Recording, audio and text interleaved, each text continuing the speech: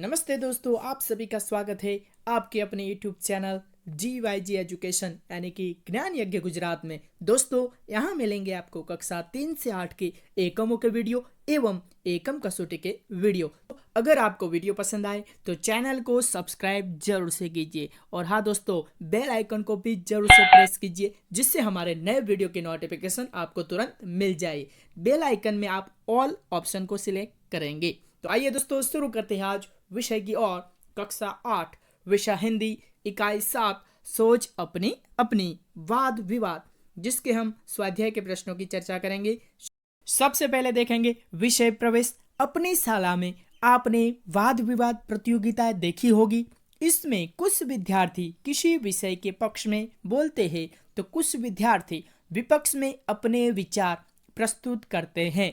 इस पाठ में कुछ ऐसे ही विषय दिए गए हैं। विद्यार्थियों को इनका समर्थन या विरोध करना है और उसके कारण भी बताने हैं। तो वीडियो लंबा हो सकता है, वीडियो को अंत तक जरूर से देखना। और दोस्तों, वीडियो को स्पीड बढ़ा के आप वीडियो को बार बार देख सकते हैं जिससे ये एकम के सारे प्रश्न आपको याद रह जाएंगे।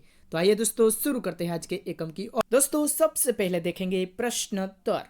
तो प्रश्न 1, नीचे दिए गए चित्रों को ध्यान से देखिए, फिर उन पर आधारित प्रश्नों पर कक्षा में वाद विवाद करवाइए। तो दोस्तों, हमें चित्र को ध्यान से देखना है। पहला चित्र गांव का है, दूसरा चित्र नगर का है और इनके आधार पर प्रश्नों के उत्तर देना है। तो सबसे पहले देखेंगे प्रश्न 1, दोनों चित्रों में क्या अंतर है। तो गांव का चित्र और शहर का चित्र, क्या अंतर है। उत्तर देखेंगे दोस्तों, दोनों चित्रों में से एक चित्र गांव का और दूसरा नगर का है। गांव के चित्र में नदी है, उसके घाटों पर नहाते, कपड़े धोते, पानी भरते और काम करते लोग हैं। गांव के कच्चे घर हैं, लोग मामूली कपड़े पहने हुए हैं, लेकिन गांव में बड़ी शांति का वातावरण है। नगर के चित्र में चौड़ी और दो तरफा सड़क है, पक्के मकान हैं, सड़क पर वाहन चल रहे हैं, वाहनों के कारण शोर है, लोग आधुनिक वेशभूषा में हैं। ये देखेंगे दोस्तों दूसरा प्रश्न, गांव तथा नगर के जीवन में क्या अंतर है और तुम्हें कौन सा जीवन रुचिकर लगता है, क्यों। तो दोस्तों, हमें लिखना है गांव या नगर में कौन सा आपको बहुत पसंद है। दोस्तों, आपको भी कमेंट में लिखना है आपको गांव ज्यादा पसंद है या नगर यानी कि शहर। तो दोस्तों, कमेंट जरूर से लिखना। आइए दोस्तों, देखते हैं उत्तर। गांव के जीवन में सादगी, सरलता है, किसी तरह की बनावट और तड़क भड़क नहीं है। लोग शांति से अपने अपने काम करते हैं, नदी कुएं का पानी पीते हैं, वे अपने खेतों में उगाया अनाज तथा ताजी सब्जियां खाते हैं। लोग कच्चे घरों में रहते हैं पर उनका जीवन प्रकृति के बहुत नजदीक होता है। आगे भी देखेंगे दोस्तों, नगर के जीवन में क्या होता है। तो देखते हैं, नगर के जीवन में तड़क भड़क और बनावट अधिक होती है। लोग आधुनिक और फैशनेबल कपड़े पहनते हैं, वे पक्के मकानों में रहते हैं, वे नल का पानी पीते हैं और बाजार से अनाज तथा फल सब्जी खरीद कर खाते हैं। नगर की सड़कों पर वाहनों का हमेशा शोर होता है। लोग दुकानों, बैंकों और दफ्तरों में काम करते हैं। नगर के जीवन में शांति नहीं होती, लोगों का जीवन प्रकृति से बहुत दूर होता है। आगे बढ़ेंगे दोस्तों, और भी नगर में क्या है। नगर के जीवन में अनेक दोष हैं, फिर भी मुझे यहाँ का जीवन ही पसंद है। यहाँ के लोग शिक्षित और प्रगतिशील होते हैं। नगर में अच्छे स्कूल और कॉलेज होते हैं, इनके कारण मनपसंद शैक्षणिक योग्यता प्राप्त की जा सकती है। अनेक संस्थाएं, पुस्तकालय आदि व्यक्ति की योग्यता बढ़ाने में सहायक होते हैं। उन्नति के जितने अवसर नगर में हैं, उतने गांव में नहीं है, इसलिए मुझे नगरीय जीवन की रुचिकर लगता है। दोस्तों, गांव भी अच्छा है, अगर आप गांव में रहते हो तो भी अच्छा है। अभी गांव में भी ये सारी जो सेवा है वो हमें मिलती है, सारी भौतिक सुविधा भी गांव में मिल जाती है। अभी आगे बढ़ेंगे दोस्तों नए प्रश्न की ओर। प्रश्न 3, क्या तालाब का जल पीने के लिए योग्य है, यदि नहीं तो क्यों। तो दोस्तों, अब गांव में भी नल से पानी आता है, तालाब का पानी कोई नहीं पीता। तो देखेंगे उत्तर, तालाब का जल पीने के लिए योग्य नहीं होता। तालाब चारों ओर से बंद होता है, उसमें चारों ओर से बाहर की धूल मिट्टी गिरती है, पेड़ों के पत्ते गिरकर सड़ते रहते हैं। लोग तालाब के किनारे कपड़े धोते हैं और जानवरों को नहलाते हैं। ये सारी गंदगी तालाब के जल को दूषित कर देती है। ये दूषित जल पीने से हैजा, पेचिस आदि तरह तरह के जानलेवा बीमारियां होने की पूरी संभावना होती है। इसलिए तालाब का जल पीने के योग्य नहीं होता। दोस्तों आगे बढ़ेंगे नए प्रश्न की ओर। प्रश्न 2, नीचे दिए हुए मुद्दों के आधार पर विज्ञान वरदान या अभिशाप, इस विषय पर एक पक्ष में अपने विचार कारण सहित बताइए। तो दोस्तों हमें लिखना है कि विज्ञान वरदान है या अभिशाप। दोस्तों विज्ञान बहुत तरह से वरदान है और एक तरह से अभिशाप भी है। तो देखेंगे दोस्तों उत्तर, प्रत्येक वस्तु के दो पहलू होते हैं। एक पहलू उसकी अच्छाइयाँ बताता है, दूसरे में उसकी बुराइयां दिखाई जाती हैं। विज्ञान को भी एक कसौटी पर कसे तो सबसे पहले उसके अच्छे पहलू हमारे सामने आते हैं। विज्ञान ने बिजली की खोज कर मानव जाति पर बड़ा उपकार किया है। ट्यूबलाइट, पंखे, AC, cooler, fridge, geyser, lift तथा बिजली से चलने वाली अन्य मशीनें विज्ञान की अद्भुत देन है। आगे देखेंगे दोस्तों, डॉक्टरी पेशे के तमाम उपकरण, एलोपैथी दवाइयाँ विज्ञान ने ही हमें दी हैं। आगे देखेंगे टेलीफोन और मोबाइल हमें विज्ञान से मिले हैं। फिल्में और दूरदर्शन विज्ञान के ही उपहार हैं। कंप्यूटर देकर तो विज्ञान ने आज की दुनिया ही बदल डाली है। मोटर, बस, ट्रेन, हेलीकॉप्टर, हवाई जहाज आदि वाहन भी विज्ञान के ही दिए हुए हैं।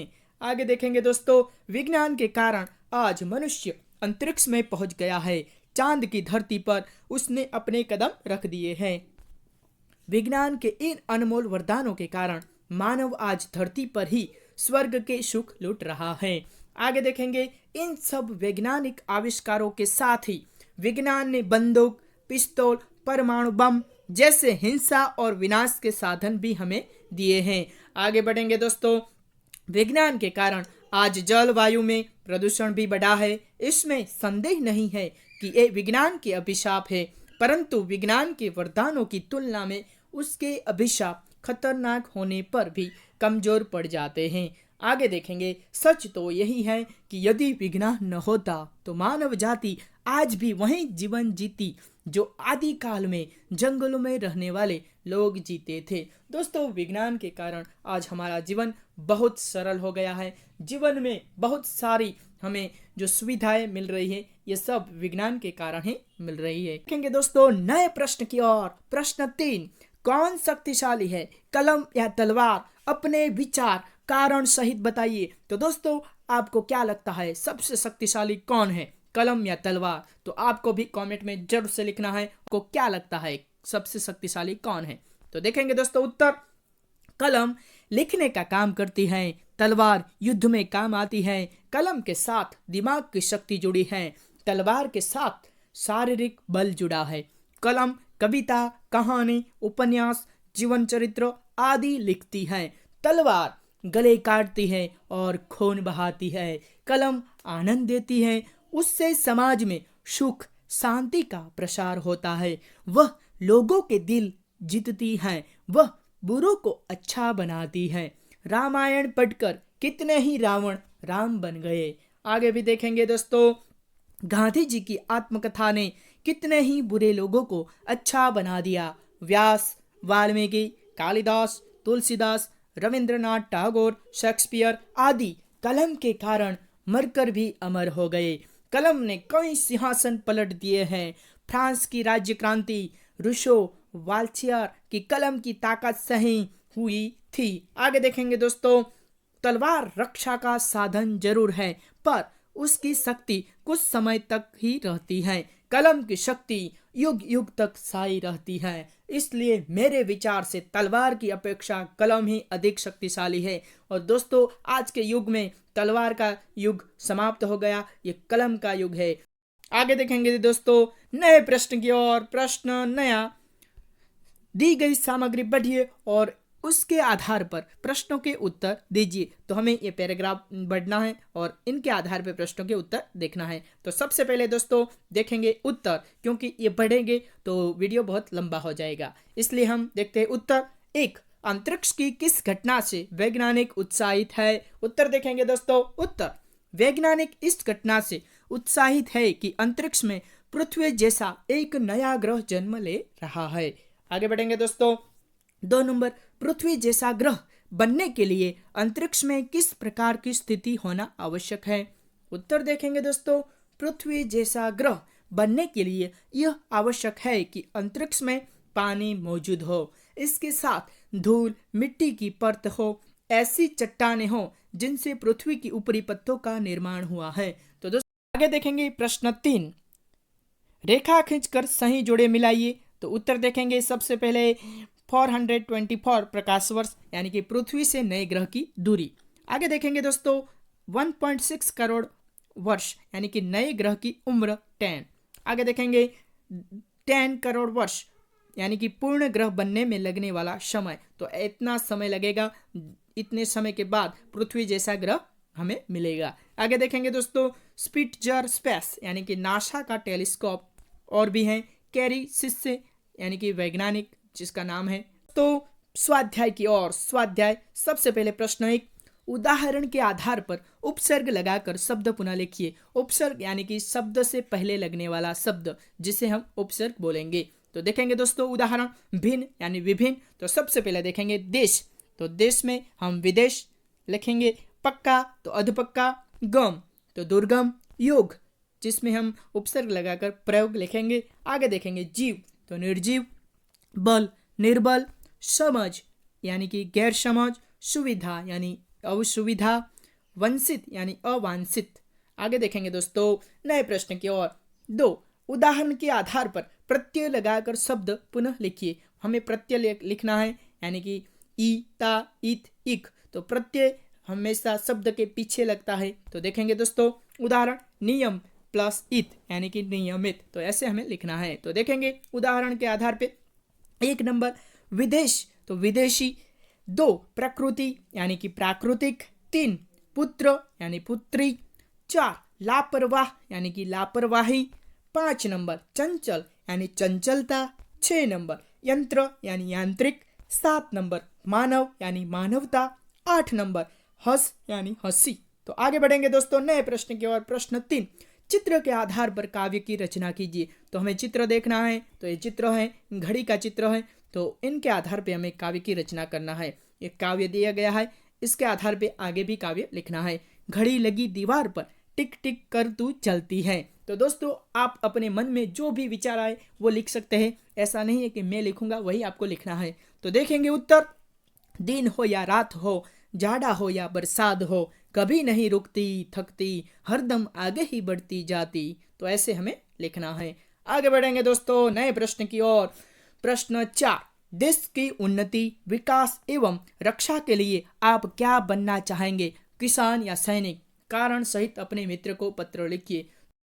हमें पत्र लिखना है कि हमें क्या बनना है, किसान या सैनिक। तो सबसे पहले हम राइट में लिखेंगे एड्रेस, और लेफ्ट में हम प्रिय मित्र, एक मित्र का नाम लिखना है आपको, और सप्रेम नमस्ते। और आगे लिखेंगे कि बहुत दिनों बाद तुम्हारा पत्र आया, पत्र पढ़कर बहुत खुशी हुई। पत्र में तुमने पूछा है किसान या सैनिक बनने के बारे में तुम्हारी पसंद क्या है। तो देखेंगे दोस्तों पत्र, बड़ा टेढ़ा सवाल है क्योंकि हमारे देश में किसान और सैनिक यानी कि जवान दोनों का महत्व है। यदि जवान राष्ट्र का रक्षक है तो किसान हमारा अन्नदाता। फिर भी मैं तो किसान बनना ही पसंद करूंगा। तो देखेंगे उत्तर, हमारे देश की जनसंख्या बढ़ती जा रही है।